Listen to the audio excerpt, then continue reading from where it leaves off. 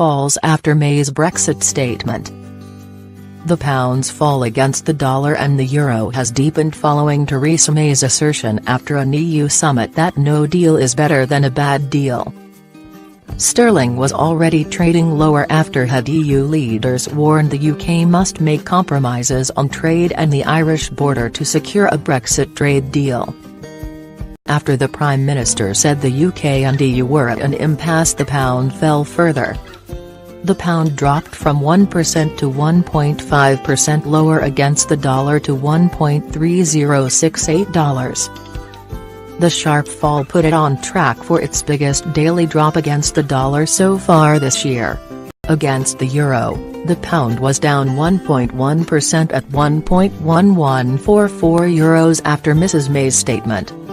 The rhetoric that no deal is better than a bad deal is startling, and undermines recent hopes that a deal could be finalized soon, said Hamish Murris, currency analyst at OFX. Business bodies reacted with alarm to the latest development. The British Chambers of Commerce, BCC, warned that the possibility of the UK leaving the EU with a trade deal was a big concern for firms. Many firms are hugely worried about a messy and disorderly outcome, and the potential impact on their ability to trade and grow. Others could be caught flat-footed. Both sides must make every effort to avoid this scenario, said BCC Director General Adam Marshall.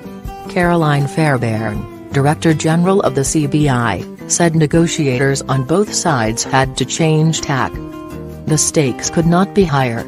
Jobs, wages and living standards are at risk, on both sides of the channel. With time slipping away, employers and employees alike need to see constructive dialogue. Pragmatism must come before politics. Every day lost in rhetoric is lost investment and lost jobs, she added. Mrs May's statement followed a cool reception for her Chequers plan at a summit of EU leaders in Salzburg. She said the two sides were still a long way apart on the post-Brexit economic relationship. The two options being offered by the EU, for the UK to stay in the European Economic Area and Customs Union or a basic free trade agreement, were not acceptable, she said. She said EU leaders needed to come up with new alternatives to her Brexit proposals if both sides were to break the current deadlock.